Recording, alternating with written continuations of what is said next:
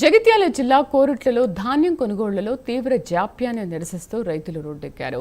Gunny సంచుల కొరత నుంచి తూకంలో కటింగ్ వరకు అనేక సమస్యలతో ఇబ్బందులు పడుతున్నామని ఆవేదన వ్యక్తం చేశారు. మల్లాపూర్ మండలం కేంద్రంలో రైతులు ధర్నాకు దిగారు. కొనుగోళ్లు ఆలస్యం కావడం వల్ల హమాలీ ఖర్చులు పెరిగిపోతున్నాయని వాపోతున్నారు.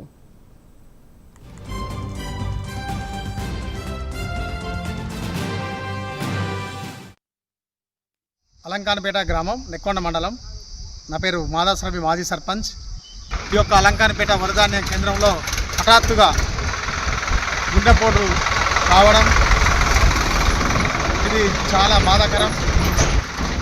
ఆ యొక్క రైతు చాలా ఆవేదన గురై హఠాత్తుగా గుండెపోటుతో మరణించడం జరిగింది.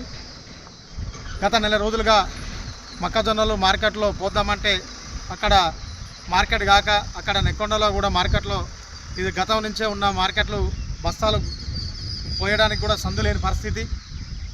దీన్ని గమనించి అతను కాపల కనపర్తిలో అతనుకున్న మొక్కజొన్నలు అక్కడ పోయడం జరిగింది. అక్కడ కూడా ఇప్పటి వరకు కూడా అది ప్రజెంట్ కూడా ఈ రోజు వరకు కూడా మొక్కజొన్నలు అదే కాపల కనపర్తిలో కాంటాలకు బత్తాలు ఎత్తగా కాంటాలకు అట్లే ఉన్నాయి.